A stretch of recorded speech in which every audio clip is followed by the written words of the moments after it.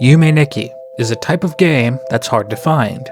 In the world of pixel art RPGs, you'd be more than likely to find a story-driven narrative or even a deep and strategic combat system. Yet Yume NIkki features neither. Instead, you will find an RPG Maker exploration puzzle game made by a developer so secretive they have not shared their true identity or even as much as made a public appearance to this day. This game was an inspiration to many, sparking a metric gazillion fan projects, each more unique than the last. There are not a lot of videos out there which feature these games, and of course, what of the smaller ones, which aren't even widely known in the community itself?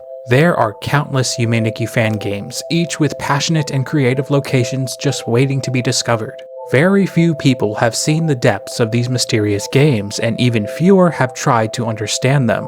While I could never fully analyze all of these games, what I can do is take you along my many expeditions throughout them. And along the way, we might just see something that no one has ever seen before. I want to capture my initial reactions as they happened in the script, so I'm going to be using the wiki as little as possible this time around. Hello again people, these are the best Yume NIkki fan game expeditions. A narrated series of events accompanied by analytical input from yours truly. Let's get started.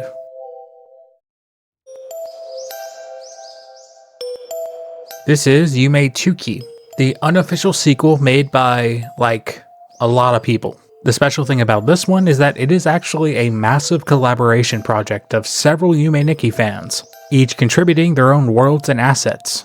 This time around we play as Orotsuki, which simply translates to liar, or someone who tells lies.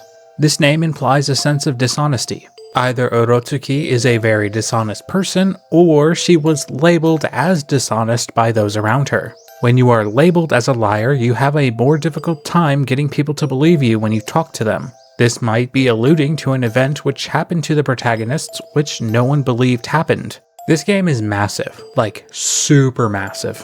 From what I've gathered, this game is more than 3 times the size of Yume NIkki proper. Probably more. I could never analyze this entire game, and we will be visiting several fan games today. So this is pretty much how the video is going to go. I start up the game and I explore. I explore, and explore until I either get tired or we literally cannot progress. I am going into every single one of these games blind. There is no telling what awaits us.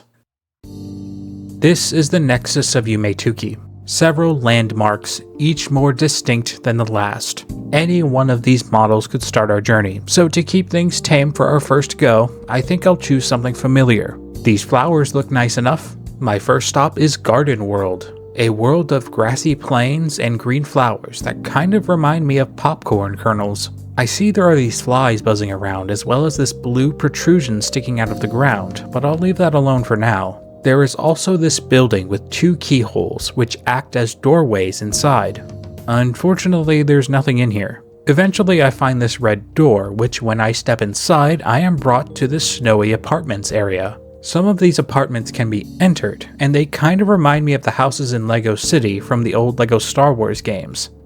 You could walk inside, but you can't see what's inside some of them. This one here in particular is pretty strange, as the only way to walk further inside is to walk diagonally. And unfortunately, you cannot see the funny diagonal Orotsuki sprite. Some of the apartments turn transparent, however, and inside we meet these NPCs, which sound familiar, except they may be a little bit more advanced. I sit down on this bench and take in the scenery for a bit.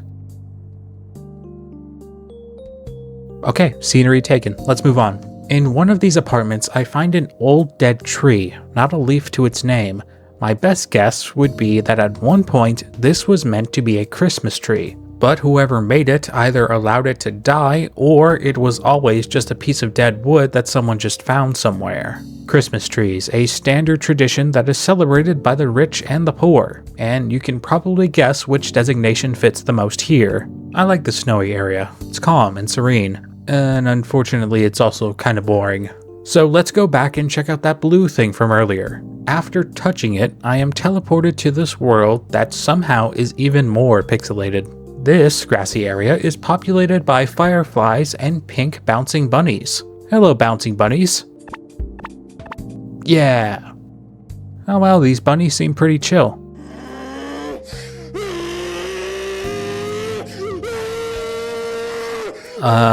Except for that one. I'm gonna stay away from that one. This place looks so nice and happy. Huh, I wonder what that shadowy figure is popping out of the ground.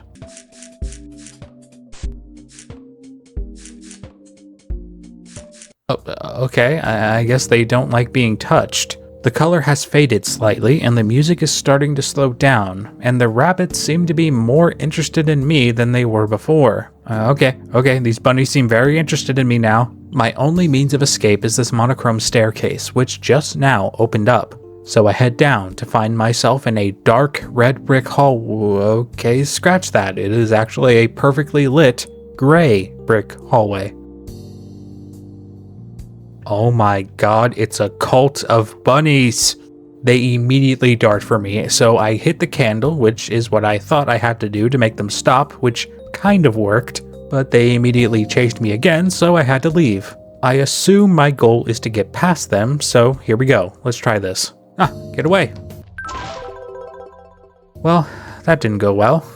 They lock me inside this cell, and when I turn on the lights, it seems that there is this blue party hat on the ground. When I touch it, I am transported to an entirely new kind of dream. This sky area is only inhabited by these cloud people. Some are happy, some are sad, and some are just not sure what to do with themselves. Eventually, I make it to the end, where I find this white bug who takes me even deeper. This pathway of what I can only describe as lights leads me all the way up to this grassy platform, which has a drawing of Orotsuki's face on it. The background of this area reminds me of stars in the night sky, so maybe this area is supposed to be space? Which would make sense as we were in the sky area earlier. We reached what I believe is the highest point we can go, so maybe this will lead us back down. This windy area is sparse, but don't worry, we won't stay long as the first flower we touch takes us to this flashy area. Traversing this world is kind of difficult because there are these two white light tower things that are constantly blocking my vision, so it's kind of hard to see what's around me. The immediate area is populated by seemingly alien NPCs.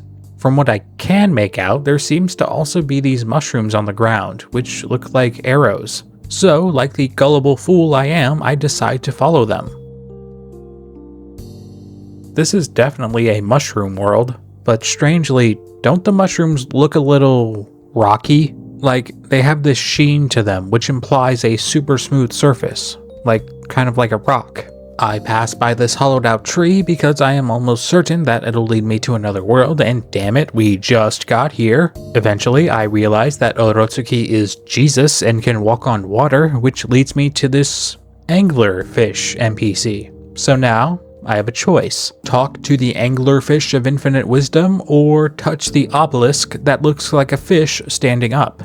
Well, unfortunately, when I typed out that sentence, the anglerfish swam away, so the obelisk it is. I now find myself in a house that is dark and somber.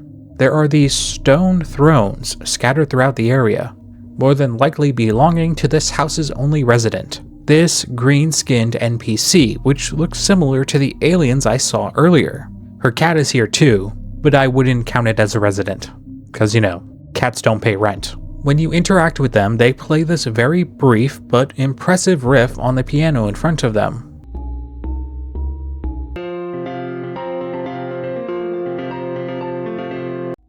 And then they abruptly stop. I like to think this NPC is a musician who is showing off their new symphony to Orotsuki, but they just haven't finished it yet. I hope they finish it one day. Let's see what the cat thinks. Huh? Oh yeah, well maybe you should try playing the piano, see if you'd be any better. Yeah, whatever, get a job, you orange freak. Okay, time to move on. But we really should stop and have a chat with the god of all creation first.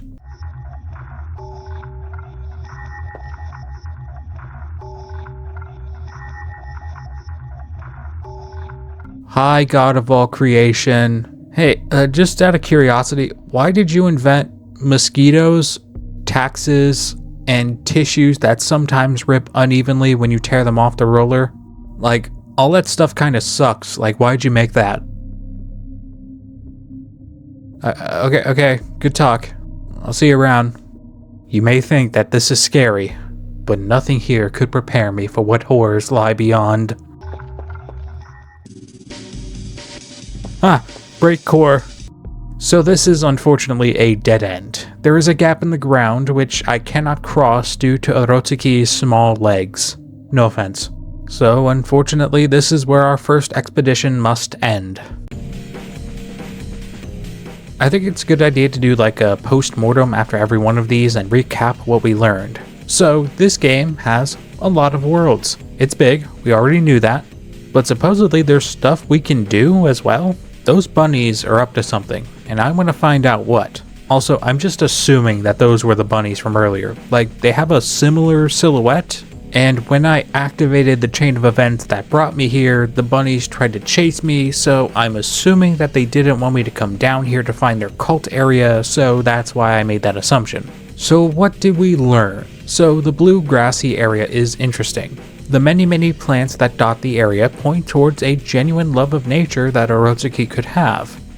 The sky area, which leads to the area that looks like stars, would point towards a longing for those open areas. Dreaming about the sky could symbolize a sense of freedom, drifting through the clouds higher and higher until you find yourself in space, leaving gravity behind altogether. As for the bit where Orotsuki's face can be seen, I can only imagine this being a representation of all of her galaxy brain takes. That's a joke, obviously, but seriously, it is fitting for her head to be here. You ever hear the phrase, your head is in the clouds? This world obviously takes it a step further by putting her head firmly inside the upper stratosphere. The water area with that giant water creature seems a bit random, but I do love the design. Without seeing any of the other water areas, it's hard to pinpoint why this creature is here. It could really just be something as simple as Orotsuki is afraid of the water. And that's about everything for the first expedition, so let's see if we can make it past those bunnies in the second expedition. Okay, here we go. Fall asleep, pick the flowers, choose the blue thing, touch a fly by accident and get trapped. Okay, let's try that again. EB time, flowers, go right this time for some reason. Whoa, hold on. Bike effect, hello, jackpot. This is going to make getting around so much easier. Okay, shadow thing, key, cult HQ, here we are. Okay, so the candle slows them down, so now that I have my bike, I should be able to get past them this time.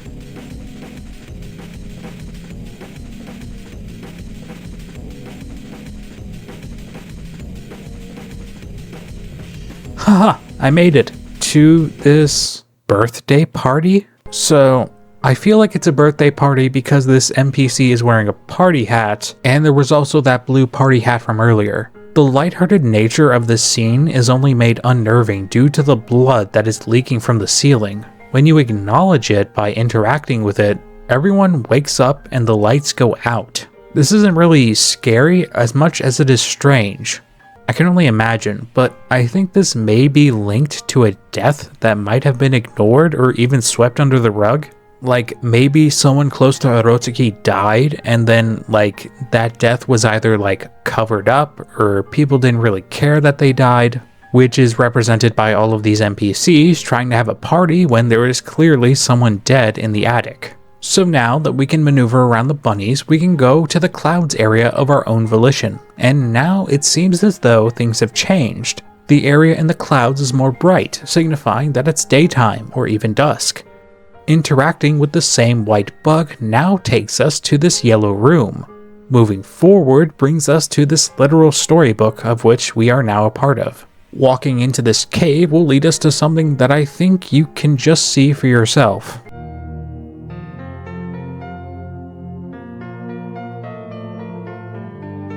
Two gray-haired NPCs, perhaps siblings, are near a piano. One of them is playing the piano while the other and the sheep are just watching. Interacting with the NPC that is watching will make them disappear, yet interacting with the piano playing one will make them play.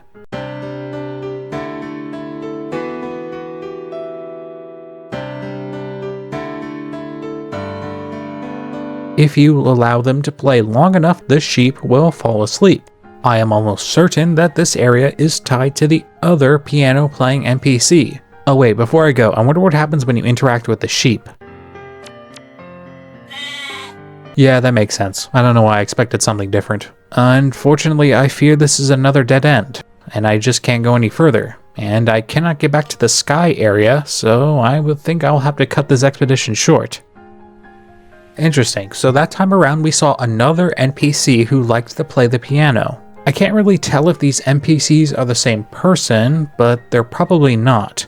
It is interesting that the one with white hair plays a complete song while the green-skinned one stops. Perhaps my initial thoughts were wrong, and instead the green NPC is the older version of the one with white hair. And perhaps the reason why they stop is because they have grown old and they are losing their ability to play the piano through age. Or maybe another interpretation that takes into account the NPC that disappears. The gray-haired NPC that disappears is almost certainly dead, perhaps related to the one that is playing the piano. Perhaps that NPC lost someone close to them and that person would always watch as they played the piano. So now that that person is gone, they still try to play. And their relative is still here, watching them. Perhaps playing the piano brings up old memories.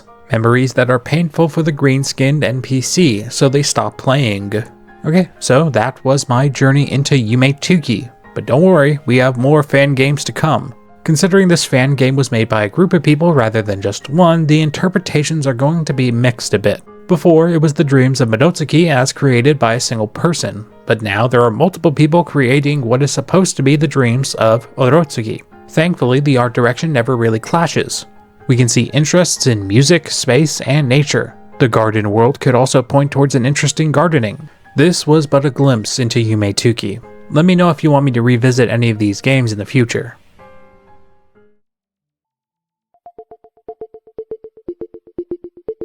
This is .flow, which from here on I'll just be calling Flow. Flow and Yume NIkki are the most widely known Yume NIkki fan games, as far as I know, which is why I started with them. This game's protagonist is called Sabetsuki, which translates to rust, or covered in rust. Rust is something that builds up over time if metal is not taken care of or just allowed to get old. The name could imply a sense of coldness from the main character and also how they might not take care of themselves as much as they should. The coldness comes from the implied metallic description of their name. The metallic naming could also be a representation of the place where Sabetsuki lives. Metal walls and rusty old worn pipes can be seen on the balcony. Something interesting about this game in particular is that you don't explore your worlds by sleeping and instead you log on to this computer instead. Considering this is a Yume NIkki fan game which seeks to inspire the same feeling as the original, I can only assume that these places we visit are also dreams. Sabetsuki is simply falling asleep at her computer desk after binging social media all day. This could be a misunderstanding, but this is the interpretation I'm going with for now. Well, once again, this game surprises me, as there is not really a nexus, but a wide open area that looks similar to the white desert of Yume NIkki. To begin exploring, I guess I just have to choose the direction and start walking. Moving south brings me to this empty void filled with white flowers. The background is mostly empty, only featuring a white image that I could only really describe as a crumpled up piece of paper. Several ghosts and specters roam this area. The big ones are solid and take up space, while the smaller ones are transparent, offering no resistance as you walk through them. I walk until I find these two posts, which, funnily enough, actually kind of remind me of breadsticks. Walking in between them will bring me to this dark hallway. As I continue, the sound of water against my feet becomes louder and louder until I exit through another breadstick gate into Water World. I proceed north to find this massive tower made from what I can only describe as coral, or maybe bone. Inside, I find what appears to be hieroglyphics along the walls, as well as several drawings. I quickly become lost as the hallways and rooms of this building share almost no continuity. As in, you enter the leftmost door to find yourself still on the left-hand side of the next room. I find what seems to be an outline of Sabetsuki on the wall. This room brings me to a dimly lit hallway with only these small candles to guide me. After a long time of navigating the darkness, I find myself in what looks to be part of a building that is even more decayed and decrepit. This area is much like the sewers from Yume NIkki, as there are these images hanging from the walls which show equally disfigured imagery as found in that area. This box image actually kinda reminds me of Tenna, funnily enough. And even more funny, I find an NPC which was most likely used as the subject for that image. They look like some kind of flying metal monster with a TV screen on them, only showing a single image to differentiate from the others. After walking past several support beams, I make it to this factory area. I walk across this metal grate, which is the only thing shielding me from what I believe is magma below. As if the threat of molten rock beneath me wasn't bad enough, I eventually meet this white-haired NPC who just so happens to be missing their face. They run towards me, so I run as far away as I can. The relatively clean clothes of this NPC would imply that this injury happened recently. While running away, I can't help but think about how Sabutsuki also has white hair, which means that this NPC may be more familiar than I initially thought. I lose the NPC, which is fortuitous as I end up at this dead end. An aquatic-looking creature of all things is being kept here, and somehow the water inside its containment pod is not evaporating or boiling. Wires are directly connected to the pod, which either implies that the water is being recycled every so often, or even that this creature is being used to harvest some kind of unknown energy. This creature is in captivity, being used to meet some purpose which escapes me. I cannot interact with the creature in any way, so I am forced to double back. But when I do double back, it seems as though this area, which I only just recently left, has changed completely, now leading into a single long hallway. I interact with this console at the end of the hallway, and it now leads me to this midsection of a staircase. The eye above the doorway which I just exited implies that I am being watched. Perhaps the eyes on the walls I saw earlier were warning me about this place. I travel up in hopes to reach a more fortunate space, and yet I am met with repetition. The staircase simply brings me back to the same doorway as before, so I try to move down instead. Still no luck. An idea crosses my mind, so I try to travel up the stairs, passing the doorway about 5 times or so. Then I go back inside the doorway, and to no one's shock, that did absolutely nothing, and I am back in the factory area. Unfortunately, I believe I have met a dead end. Just like the aquatic animal, I am now trapped here forever. To start things off, I will say my first expedition into Flow was a bit darker than I initially expected. Usually you see a balance of light and dark areas in games like this, but this time, it just kept getting darker and darker, going from an abandoned temple to a loud, unnerving factory. So, already we can see some facets of Sabutsuki's mind, perhaps an interest in oceans and aquatic life, maybe even a mild interest in archaeology, all interests we can discern based on the settings of her dreams. The aquatic creature appearing in the vat could be a representation of how Sabutsuki feels like animals are being used for more mechanical purposes. I just think it's very interesting that this aquatic creature is being held in this area that is suspended over lava. The aquatic creature is most certainly not supposed to be here, and the wires imply that something is being done to it. The faceless NPC is kinda scary, and could be a representation of how Sabutsuki sees herself. Maybe she doesn't like how her face looks. Maybe she sees it as inadequate, and she sometimes gets the extreme idea to literally tear her face off so she doesn't have to see it. And maybe so she doesn't have to look at anyone else either. The eyes appearing in both the stairwell and the temple seem to imply that Sabutsuki also doesn't like being watched. Like, it's a sense that people are staring at her, compounded with the fact that she doesn't like her face from the get-go. Okay, that was actually quite a few things in the first expedition. Let's see what else we can find. This time, from the door, we'll go straight up and to the right. Well, this place looks familiar. NPCs everywhere. Some of them look like musical notes, others look like video game consoles, and the blocks on the ground give a satisfying blip sound whenever they are walked on. I look around to find that some of these blocks form the shape of a hand. Then I find a completely separate hand, and I am almost certain that this world is made to look like something. If I find the image of what it's supposed to be, I'll put it on screen. I find even more musical notes and a single NPC who looks like they are a DJ of some kind. Talking with them gives me the headphones effect. Now Sabutsuki can explore the dream world while listening to her favorite tunes. I find a passageway of what I can only describe as smoking flowers. Following this pathway, I make out a heart-shaped pattern on the ground, and further in, I am now in this monochrome world. White figures can be seen just out of view as I walk down this path. Also, there are these green lines which I could only equate to the lines you would see on the display of a heart rate monitor, something you would find in a hospital. The hospital imagery continues as I find blood all over the floor in the next room, as well as 2 poles typically used for IVs. There is also this robot-like NPC which makes a faint beeping noise when you interact with them.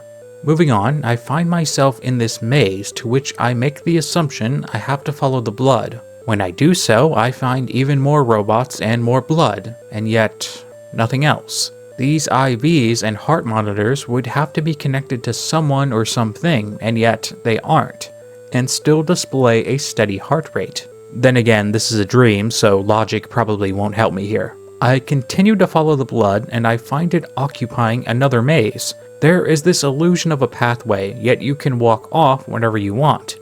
Bones protrude out of the ground, only adding to the uneasiness generated by this morbid area. I find yet another girl with white hair. This time, she is missing her heart, or at the very least has a massive wound in her chest. More than likely the reason this area is covered in blood. This girl seems to be a little nicer than the other one, so I decide to move in closer. Like I predicted, she didn't attack, which gave me a better opportunity to see her face, that of which being almost one-to-one of Sabutsuki. This appears to be a dead end, so I will backtrack to the hospital. I find myself shocked to realize that I have been transported all the way back to the first hospital room, as if backtracking was intended. So I try to follow the blood once again. I actually managed to follow another blood trail to a separate part of the maze.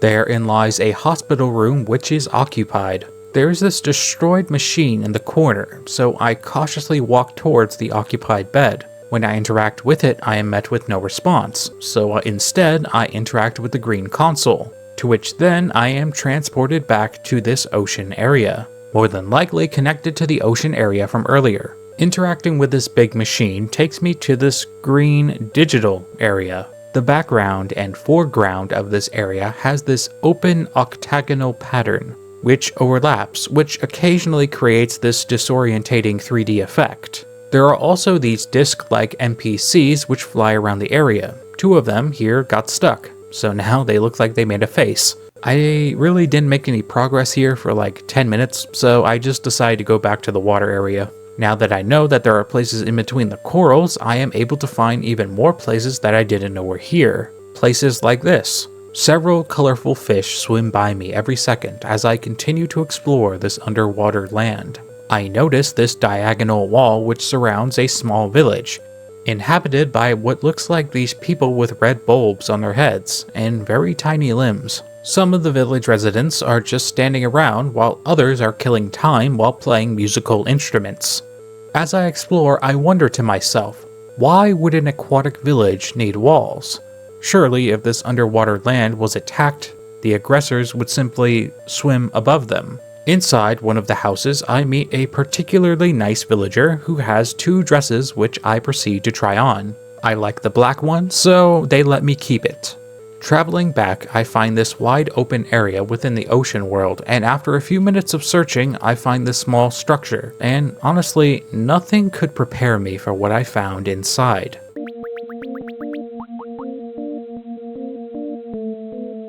This large creature connected to what seems like some kind of mechanical technology. The orange head implies it is the same type of creature from the factory area, and the massive black mass in front of it reminds me of this area as well. Talking to this NPC gives you a diving helmet effect, and now it clicks that the head of this creature is not orange, they are simply wearing an orange diving helmet. I find this peculiar formation of coral spikes. By walking through them, I am now transported to the edge of this area. At the cliffside, there is a single rusty staircase which leads down into the depths. I find myself back at the stairwell, yet this time there appears to be a way to make progress. I walk all the way down to find a member of that village just casually sitting here, fishing.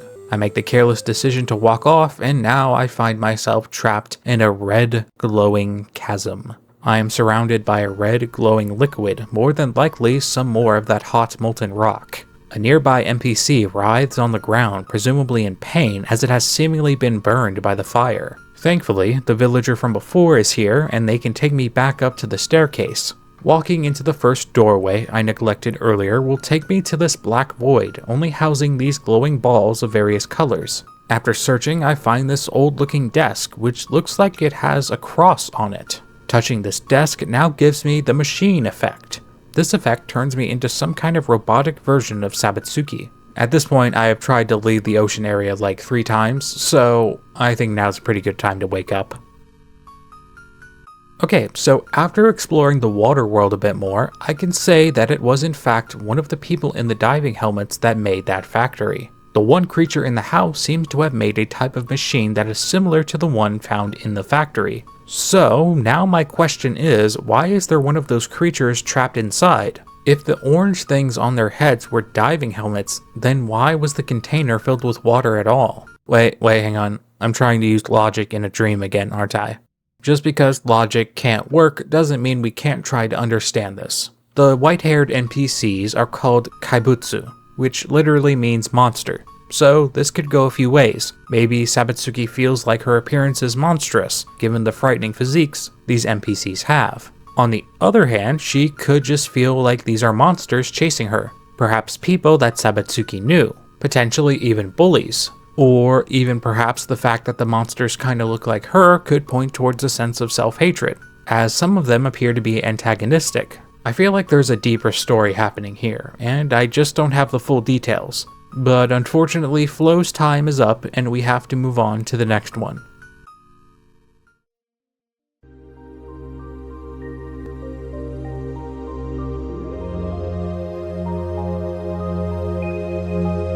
Welcome to Deep Dreams, a fan game made by noildoof. Relatively recently actually, this particular fan game was made back in 2020. This time around we play as a girl named Mariana, a name of Latin origin rather than Asian, is what I initially thought, but we'll get to that later. As far as the name Mariana goes, I couldn't really get a concise meaning of it. Some sources say it relates to bitterness, some say it relates to of the sea. I think that meaning would be a lot more fitting considering the first thing I hear when I think of Mariana is the Marianas Trench, the deepest known underwater location on the planet. This trench, located off the coast of Japan, is deeper than Mount Everest is tall. I would also say this name is actually pretty fitting considering how these types of games go. You start in one area and then you just travel deeper and deeper until you can't go any further, which is what we're about to do, so let's get exploring. Place your bets now for how long it takes me to find water. Mariana's room somehow looks more cramped than the others. The other games we play today have this apartment style to them, yet this one just feels like a normal bedroom. Like all the previous games, the protagonist refuses to leave, but because the door is at the forefront, you can't see if she shakes her head. That, along with the fact that there's no TV in Mariana's room, would already set this game apart from the others. Deep Dreams is a lot more minimalist with its nexus, as this monochrome space only has like 4 choices. Considering I was just talking about how these games get deeper and deeper, let's jump down this hole to see where it takes us. I seem to have stumbled across an old abandoned facility out in the wilderness. While the outside area can still support life, I find that I cannot explore further outside due to the level of devastation here. So I walk in. Time has shown no mercy to this once populated facility. While there appears to be some semblance of electricity, it seems as though no one has walked this path in a long time. I climb up to the catwalk on the other side of the room and enter the first door. This appears to be some kind of break room, complete with personal lockers and a snack dispensing machine. I have no money, so I move on to the next room. I have even less luck in the next room, and I honestly cannot make out what this room is supposed to be. So I continue exploring, moving from ladder to catwalk and back to ladder with no general sense of direction. Some rooms are clearly for storage and others are for storing equipment in lockers. As I explore, I notice that despite the mechanical nature of this place, life has found a way to bloom here regardless. You would be forgiven for seeing technological growth and the preservation of floral life to be miles apart, and you'd be mostly right. However, I genuinely feel a sense of hope when I see this plant bursting out of the ground. A cathartic feeling washes over me, knowing that no matter what, life will return to fill in the gaps that mankind has left behind. At one point, this factory was a sterile metallic prison, which more than likely only featured fake flora, if any at all. I finally find my way to the roof, and the cathartic feeling continues as I find that even up here, plants grow. And I think to myself, wow, this really didn't lead me where I wanted to go. I can't believe I jumped down a hole and ended up on top of a large building. I finally managed to make it outside behind the facility, and what was waiting for me inside the next building caught me off guard, admittedly. Some sort of demonic receptionist paying close attention to their ledger. Every time I interact with them, they make this eerie crackling sound. I suppose I'm allowed to go in, so I guess I'll just walk through this door. Oh my goodness. A massive moving mansion, something out of a storybook, something that would put the Queen from Alice in Wonderland to shame. This large space is an incredible display of non-Euclidean architecture. I eventually find this door, and inside I find nothing but a shadowy figure sitting at a table. The light from inside an adjacent room illuminates this person inside, just out of our view. We can clearly see that they are bobbing their head up and down, potentially having gone mad from how non-uniform everything is outside. After exploring some more, I find a door seemingly to nowhere on a platform. Turns out I was right, as inside this room I find absolutely nothing. All I hear is silence, and all I can see is this red jukebox. The jukebox doesn't work, and the silence is beginning to become deafening, so I decide to leave. As I explore, I make the terrible decision of looking away from the screen for a few seconds, and a quiet and fast Plague Doctor NPC attacks me. After it grabs me, I am transported to a part of the mansion of which I cannot escape. Okay, I'll admit, I kinda dropped the ball on that one. I was kinda writing a portion of the script, and I just heard a noise, and I looked back at the game, and I was in a place where I got trapped, so that's my bad. But the places we did see were actually pretty interesting. I like how it wasn't obvious what the mechanical facility was for. There were a lot of storage containers to imply things being kept there, and fans to imply a certain level of upkeep. Perhaps this area is powered by something else. What really was striking was the massive stretching area with the floors and staircases. It looked like something straight out of Harry Potter, or even that one famous painting by M.C. Esche. So now, let us analyze this and see what this means for Mariana. The plant life slowly beginning to overtake the mental structure of this place would tell me that while Mariana is wary of things like deforestation and the progression of human exploration, she also believes that nature will survive the blight of humans. Or maybe it means something completely different, as in perhaps this is meant to be a representation of how she feels like time has passed her by. At one point she could have been productive, but now her life is just like this factory. I interpreted the crazy mansion area as Mariana being a very creative person. She sees things differently compared to how other people see them. While most people see a thing for what it is, Mariana finds herself looking further in, understanding something based on the impression it gives off as well as its face value. This is represented by the many floors we see in the background, as well as the diagonal staircases moving from floor to floor. The Plague Doctor seems to share a striking resemblance to the Toraningen from regular Yume NIkki, and the placement of this one would have me believe that this is some kind of inhibition. Like this one in particular represents how her creativity was obstructed or devalued in some way. This entire place is a place where you can have fun and explore, Mariana's mind palace. Nothing here really has to follow the typical rules, and this Plague Doctor NPC doesn't like that one bit. They grab you if they catch you and put you in a place where you cannot escape, so now you can no longer explore. The added design of a Plague Doctor would lead me to believe that Mariana was vilified for acting the way she did, as in her personality was seen as a plague that needed to be separate as to not infect the others. Good stuff. Let's see where we go next. I promise we won't get grabbed this time. Okay, this time, let's take the stairs up to see where it brings us. Huh, the staircase takes us to more stairs. Who would have guessed? The second staircase brings me to a desert of muted colors and blistering winds. Plants still manage to grow here as well. They look alien-like, or maybe they're just from a part of the world I'm not familiar with, so they just look alien. Every so often I pass by these massive stone cubes which seem to have no purpose. I find a small enclosure which leads me to another staircase.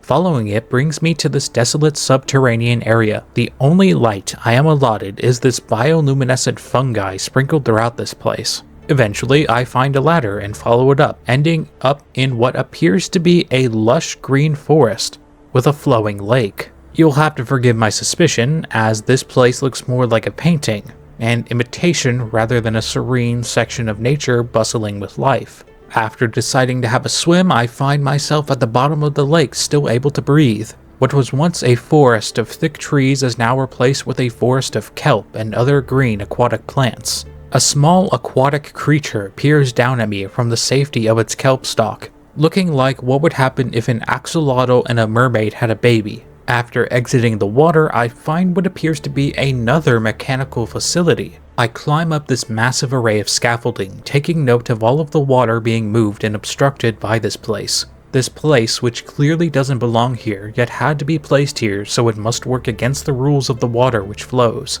As you may have probably noticed, the same as I, there is a pattern that is beginning to form here. A series of lost and forgotten facilities, which are forced to interact with nature despite being purely metallic. What sets this area apart from the other is the fact that this isn't abandoned. Not entirely, at least. This lone NPC sits atop this massive scaffolding, gazing out into the distance with curiosity. We cannot see or even begin to imagine what they are looking at, but it clearly has their attention. Something tells me if I had a very specific effect, or in this game's case, an altar, we could interact with them.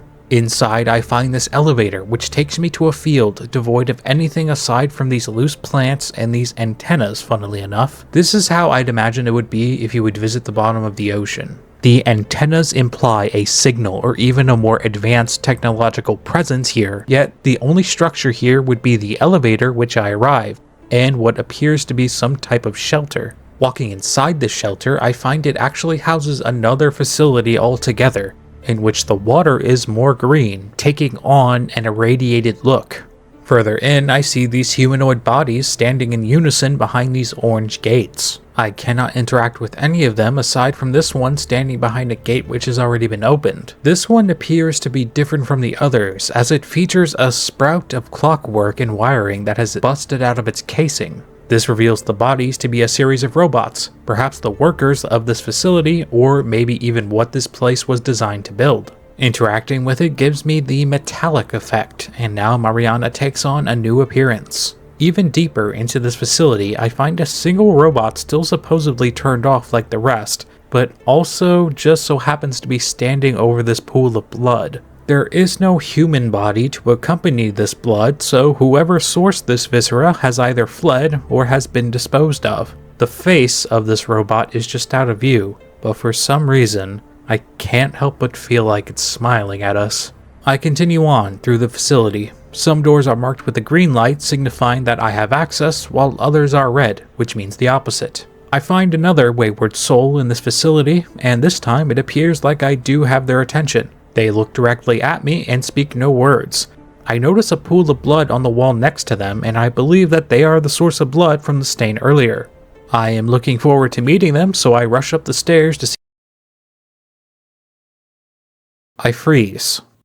I know this is a dream, right? But I don't think I want to talk to this person anymore. And as it turns out, I don't think I can reach them, which means that I continue on until one of the doors leads me to this abandoned library. Old and dusty, this place looks even more unkept than the abandoned facility I just left, and somehow more populated. Shadowy figures saunter around the bookcases. In another room, I find another Plague Doctor NPC, but I'm prepared this time. I keep my distance and move further into the library. Breaks in the floorboards reveal a black tar running underneath this building, or perhaps even bubbling up, forming a small pool in this room. A pink-haired, green-skinned NPC catches my attention, seemingly the most normal thing here. They aren't much for conversation, so I move on. Eventually, I find a door which leads me to this balcony, which is both familiar and unfamiliar. Apartments, some facing the right way up and others upside down, all presented at an angle uncommon in games like this. One of the apartments features a bunk bed, one couch, and no residents. There is a bookcase inside with no books on it. This apartment area also has the shadowy figures, so this leads me to believe that this is also a part of the library. In one of the apartments, I find this alien-like purple NPC, When I join them by the window, I see a city down below, and also some type of illuminated plant, almost like a bean sprout.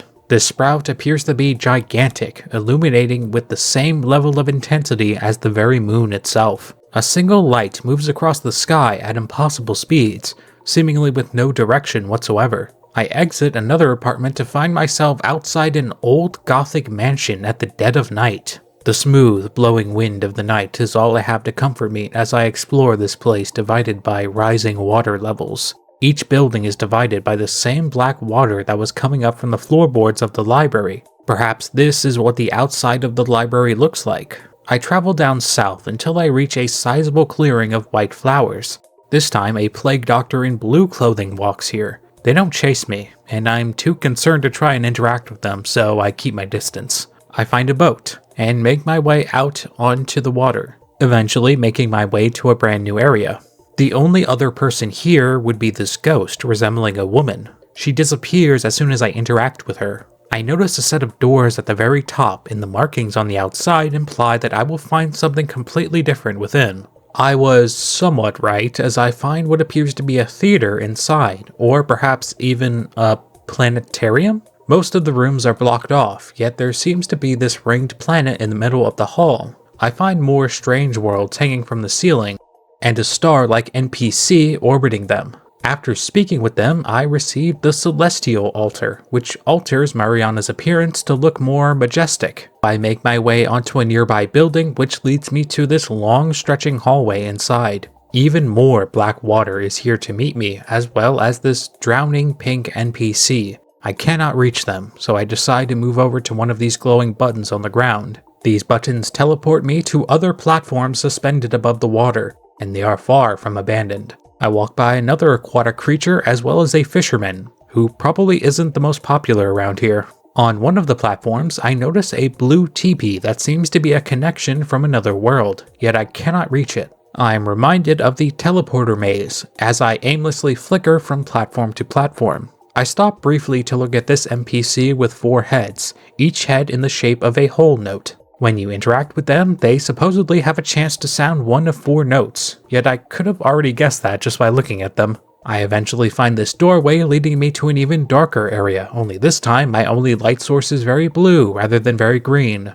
This area is massive, and strangely the water here looks more normal than it's ever been. I find what appears to be some kind of underground alien nightclub. The area is dark despite the neon light continuing to flicker, and there is no one here. As somber as the outside of the library was, I would take that over whatever this place is. 2 neon lights point me towards a door which was already flickering, almost as if it was enticing me to walk in with the promise of fun. I take the bait and enter.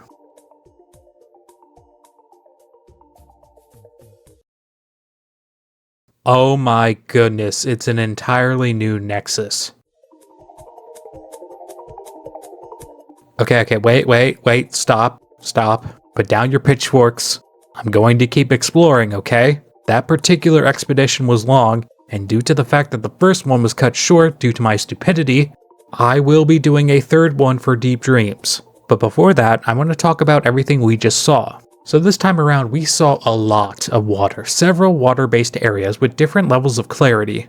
For the most part, everything was connected in some way, obviously the water being the thing that binds the locations together. The forest leads to the underwater area, which leads to the water facility, which leads to the ocean. The water facility gave me a different feeling compared to the other facility covered in leaves, mostly because it was more obvious what the facility was for. The girl with half her body ripped off was an interesting reveal, and it genuinely made me stop in my tracks for a second. And she was almost certainly connected to the robot that we saw that was standing over a pool of blood. There appears to be an interest in space that Mariana possesses, represented by the planetarium and several alien creatures we pass as we explore. There appears to be this fusion between horror and sci-fi happening with the aliens and the ghosts living in this apartment complex. Perhaps this is made to represent an equal interest in such, or maybe further building off the idea that this land was inherited. I love the contrast of the different alien creatures, and I suspect we'll see even more interesting designs as we continue on. For just this once, let's go for a third expedition, starting from this new nexus we find ourselves in. I cannot believe we found an entirely new nexus. What?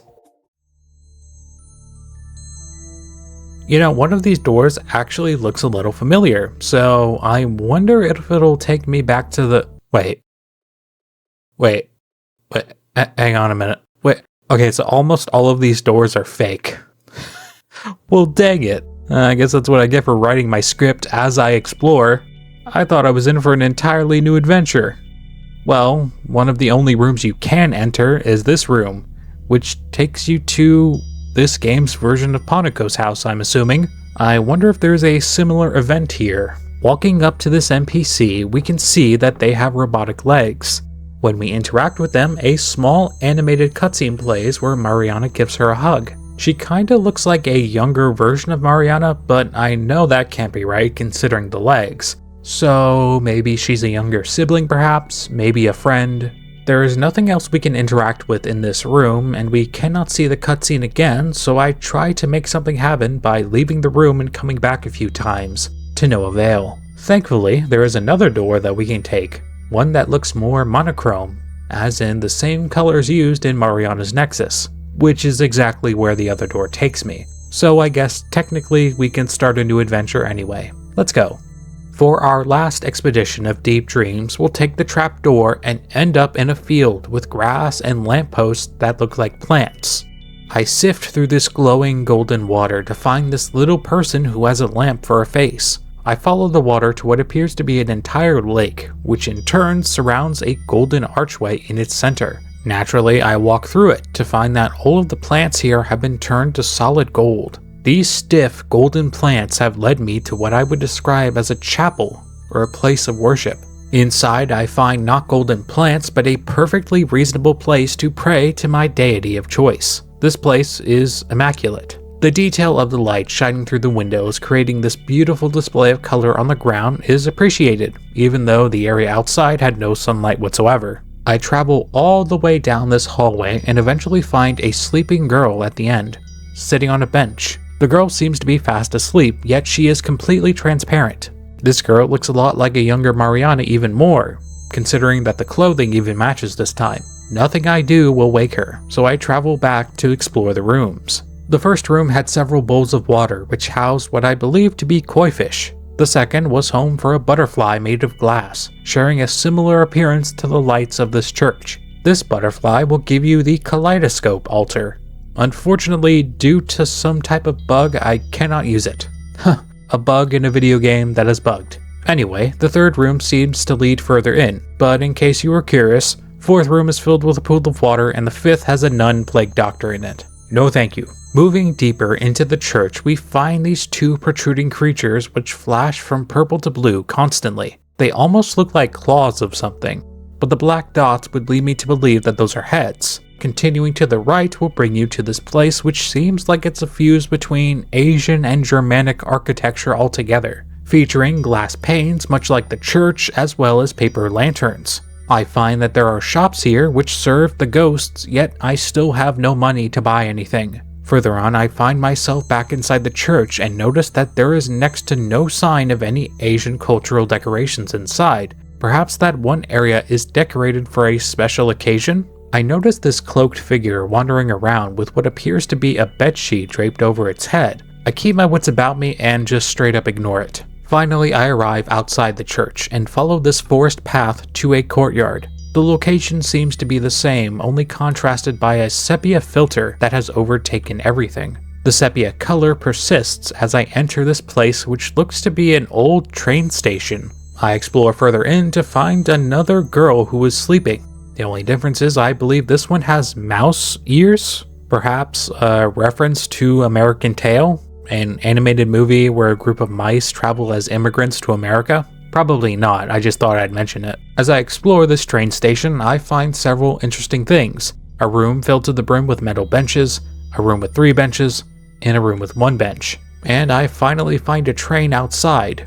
Riding it takes me to this grassy area with several hills only connected by a series of tunnels. Traveling through these tunnels eventually leads me to a walkway over this massive lake with what looks like a million glowing bugs swimming underneath me. Finally, my journey brings me to this old man on top of a tower who seems to be selling something. And of course I can't buy anything. Why? Why is there money in a dream world anyway? This is a dream. Who cares about money? None of this is real. Just make money. Who cares about the dream economy? I'm sorry. It was just like, this is like the 50th thing I walk by and I can't buy something because I don't have any money. This is a dream. Who cares? I would love to continue, but I'm out of time. So yeah, Deep Dreams is just filled with surprises. Technically, I did do another expedition, I just didn't realize most of the doors were fake until it was too late. So the big thing I want to talk about here is the repeat of traditional places of worship. Chapels and old churches with stained glass windows are associated with places like Austria, Germany, and Spain, pretty much the hotspots where Catholicism is practiced. It actually further explains the chosen name of Mariana. You see, there was this monarch called Mariana of Austria, which is funny because she was actually the Queen of Spain in 1649. Not to be confused with Mariana Victoria of Spain, who was regent of Portugal almost 100 years later. Yes, I know, it's very weird, whatever. The important distinction is that Mariana of Austria was the person who the Marianas Islands were named after, thus being the reason why the Marianas Trench is called the Marianas Trench. What I'm trying to say is that the chapel imagery and the Asian imagery tied together the same way the name Mariana does. The paper lantern seemed a bit random at first, but after skimming through a few Wikipedia articles, it actually makes perfect sense. I wonder if Mariana, or even the creator of Deep Dreams themselves, has a background in Asian or Latin cultures. I love theorizing about places people are from by paying close attention to the architecture. Makes me feel like I'm doing some investigation work or something.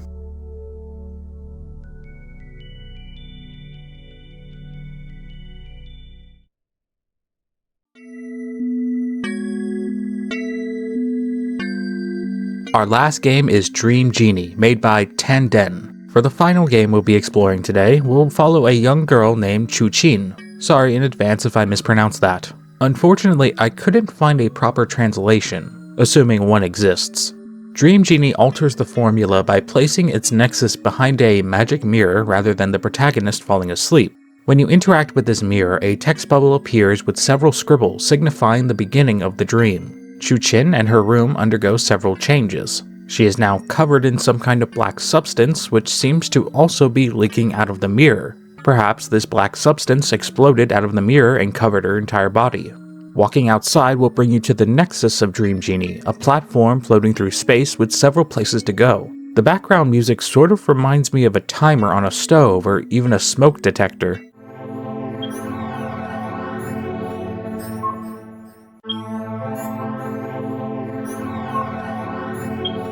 Every so often you can hear a beeping noise in the background. Perhaps the imagery of the mirror covered in soot as well as the beeping sound was made to imply some kind of fire, or some kind of freak accident. This nexus is unique to the others. As a result, I'm not sure what takes me to a world and what doesn't.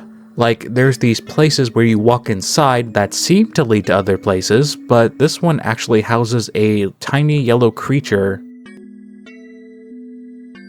I see this doorway which resembles a glowing neon cat, so this will be my first stop. I am brought to a world where everything is turned upside down. Several random NPCs walk and fly around me as I cling to the ceiling, which has now become the floor. I find a doorway, and while still upside down, I meet this fleshy creature with no arms or face. Some of them attack me as I try to cross the room, others just stand there in their passive state. Despite this abuse, I make it to the other side of the room, to be met with a giant fleshy monster that seems to have been killed by something else. This would be a good time to mention that Chuchin can actually comment on things she sees, being the only verbal protagonist that we have covered today. I continue on to find an old rusty cellar, at least that's what it looks like. There is so much wear and rust that I cannot for the life of me explain what this place was. For now, it is simply nothing.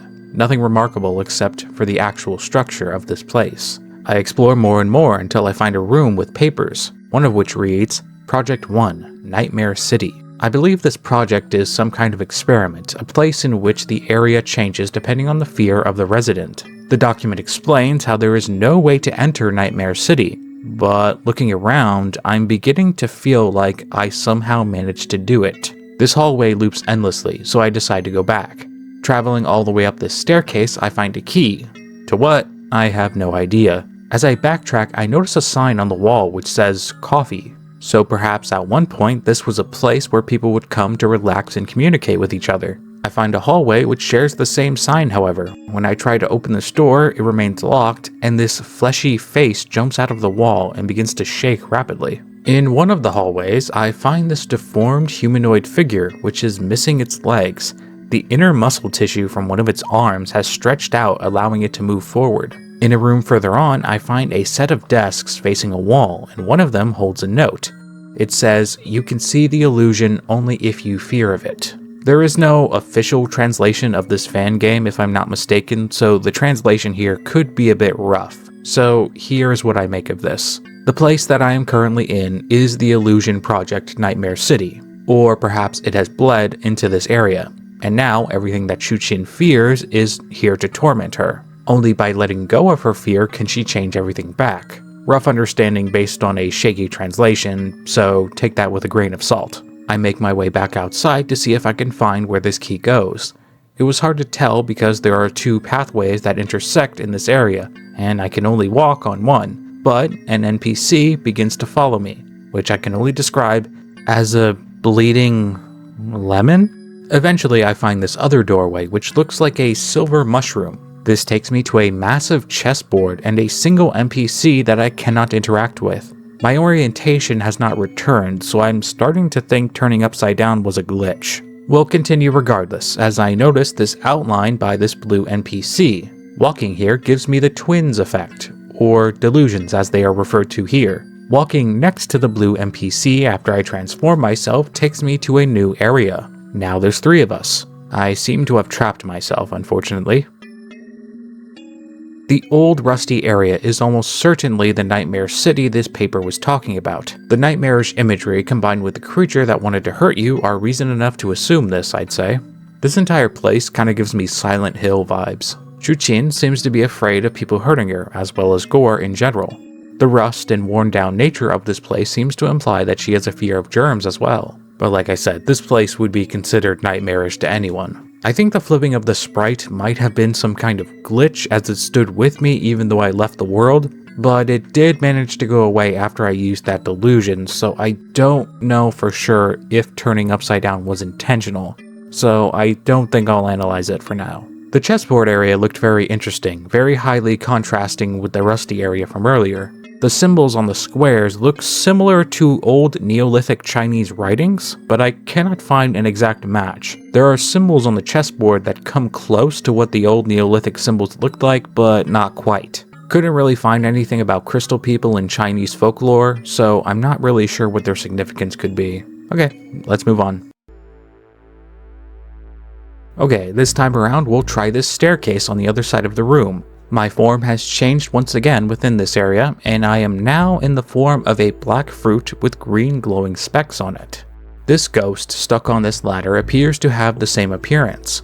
Maybe they are another person dreaming here only to be altered by this place too.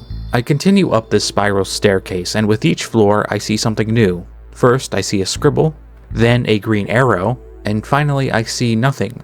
I get the sense things will not change until I go back. And I am correct. Moving back down takes me to this hallway. I pass by these 5 tally marks, and then I pass by the green arrow symbol again.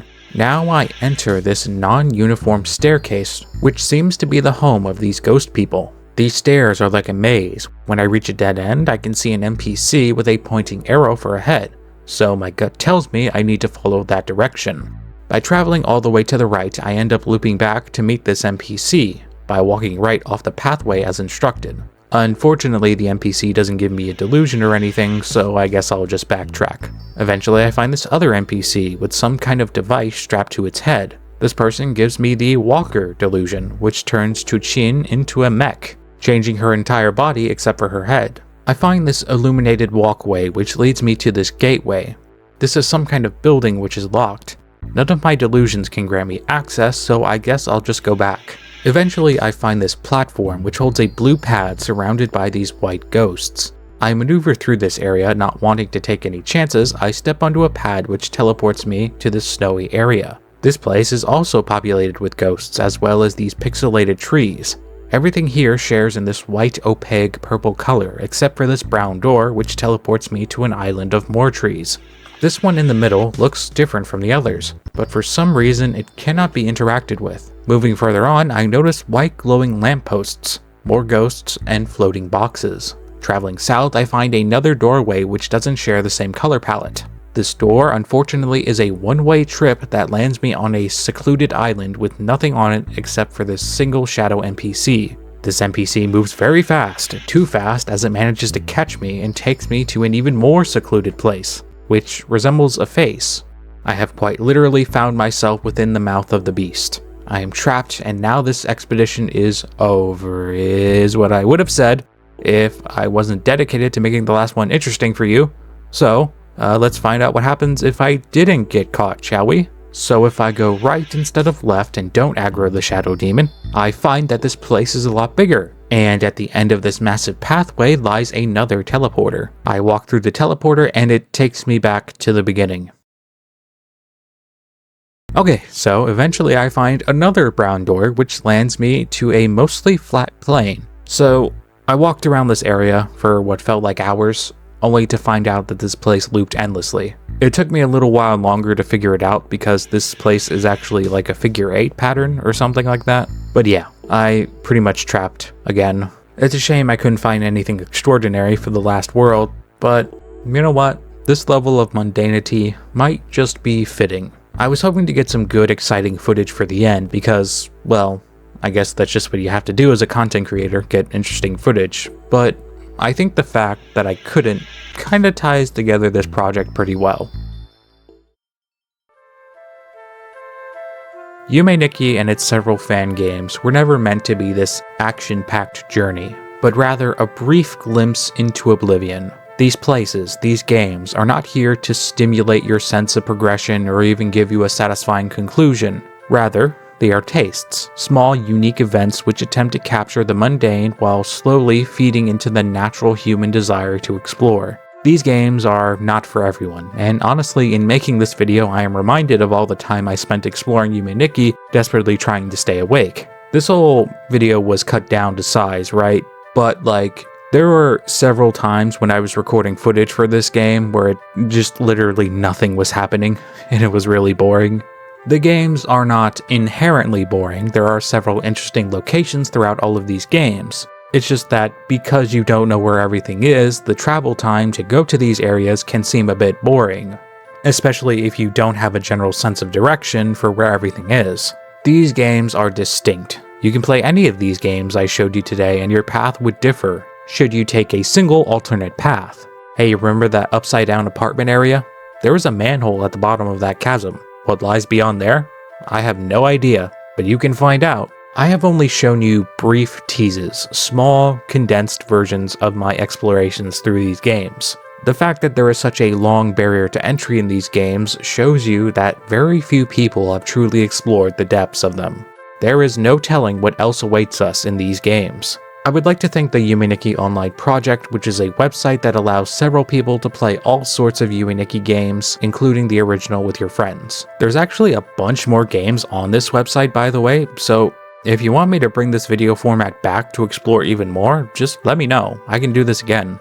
But either way, I wanted to thank you for joining me on these adventures. I could never really analyze these games in full the same way I did Yume NIkki proper, but I hope what I did cover was enough for now. Thank you all so much for watching. Goodbye. I would like to thank all of the Nighthawk channel members. Thank you Lilico. Thank you Bleed4MBG. Thank you Vantum253. Thank you Arlindos24. Thank you all so much.